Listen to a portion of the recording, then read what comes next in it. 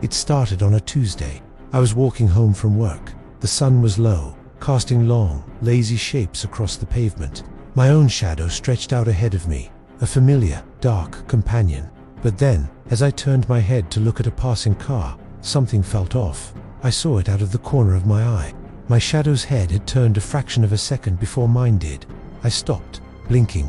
It must have been a trick of the light, a flicker of movement from a bird or a leaf. I shook my head and kept walking, dismissing it. But the unease lingered, a cold little stone in my gut. The next day, it happened again. I was in my kitchen, reaching for a coffee mug. My arm moved, but my shadow's arm was already there. Its dark fingers curled around the handle before my own skin even touched the ceramic.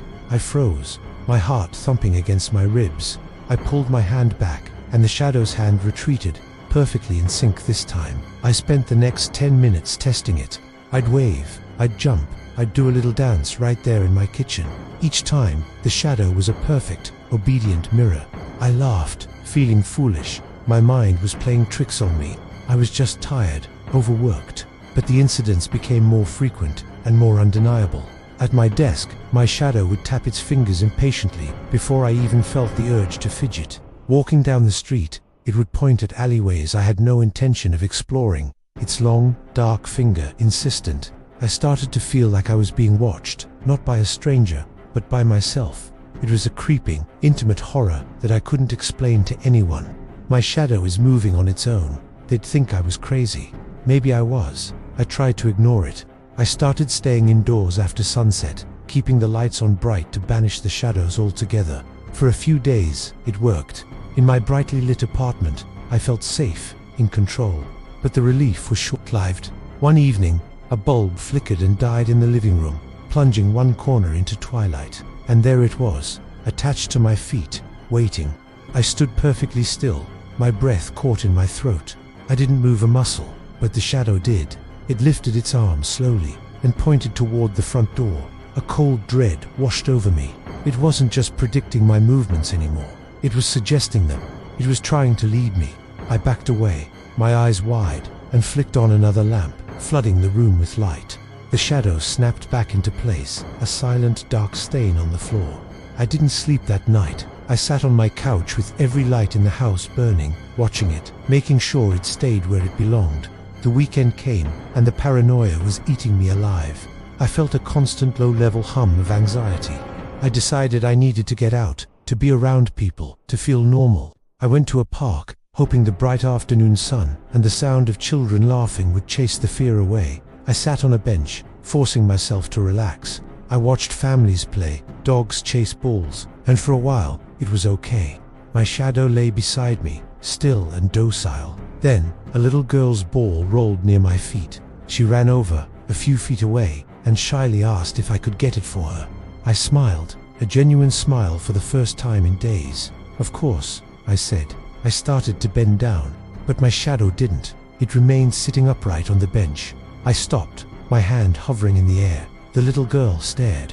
My body was leaning forward, but my shadow was still sitting perfectly still. My blood ran cold. The girl's eyes widened, not at me, but at the ground beside me. She let out a little gasp, turned, and ran back to her mother, pointing. My shadow was detached. It was its own entity, sitting there on the bench while I stood, frozen in a half-crouch. Then, as I watched in pure terror, it stood up, not with me, on its own. It was no longer a flat projection. It seemed to have a terrifying two-dimensional depth. It took a step away from the bench, away from me. It was my exact silhouette, a moving void of perfect darkness. My heart hammered against my chest so hard I thought it would break. This was impossible. This couldn't be happening.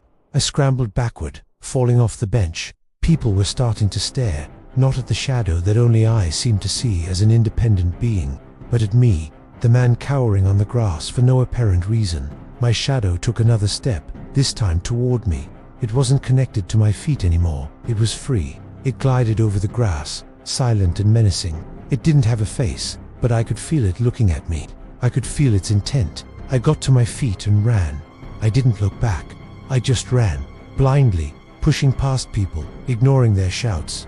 I could feel it behind me, a cold patch in the warm sun, keeping pace. I fled back to my apartment, my only sanctuary. I slammed the door, bolted it, and leaned against it, panting. I was drenched in sweat. I slid down to the floor, shaking uncontrollably. Was I losing my mind? A full-blown psychotic break? Night fell.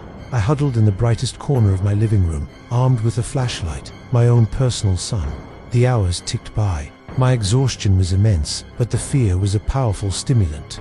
Around 3 a.m., my weary eyes started to close. My head nodded forward. The flashlight slipped from my grasp, rolled across the floor, and the bulb shattered against a table leg, plunging the room into darkness, save for the faint glow of the streetlights outside. And that's when I saw it. It was standing in the middle of the room. It wasn't on the floor this time. It was upright, like a person, a featureless silhouette cut out of the very fabric of night. It was taller now, or maybe it just seemed that way because it wasn't tethered to the ground. It was just there, a hole in the world shaped exactly like me. It started to walk toward me, not gliding, but walking. Each step was silent, but I felt it, a vibration in the floorboards, in my bones. I was paralyzed, pinned to the wall by a fear so profound it was almost sublime. It didn't rush. It took its time, its dark form separating from the other shadows in the room, closer and closer. It stopped right in front of me, looming over me. I could feel a strange cold emanating from it, a void where warmth should be. Its head tilted, mimicking a gesture of curiosity I had made 1,000 times. Then, it slowly raised its arm. I watched, unable to scream, as its dark, incorporeal hand reached for my face. I expected to feel nothing, for it to pass right through me, but it didn't. I felt a pressure, an icy, numbing cold as its fingers touched my cheek. It was real. The contact was horrifyingly, impossibly real. My vision started to blur, the edges darkening, as if ink was spilling into my sight. I felt a pulling sensation, a gentle but irresistible tug, as if my very essence was being drawn out of me. I felt myself getting lighter, thinner. The world around me started to lose its color, its dimension, flattening into a gray canvas. My body was becoming less substantial, my thoughts fading into a faint echo. And as I faded, the shadow in front of me began to gain what I was losing. I could see the faint outline of my clothes appearing on its dark form. A subtle contour of a nose and mouth began to form on its featureless face. It was stealing my substance. It was filling itself with me. My last coherent thought was not one of fear, but of horrifying realization. It didn't want to just replace me. It wanted to become me, and I was becoming what it used to be.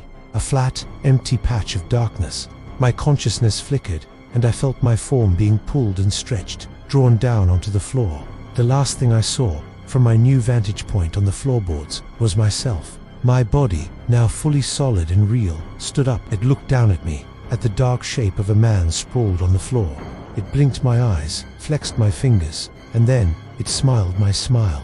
It walked over to the window, pulled back the curtains, and looked out at the city lights, a new master of the house. I tried to scream, to move, to do anything, but I couldn't. I was just a shadow, tethered to its feet, and the sun was about to rise. Thanks for listening. If you enjoyed this story, don't forget to like, subscribe, and turn on notifications for more horror stories every week. Stay safe and check your shadows.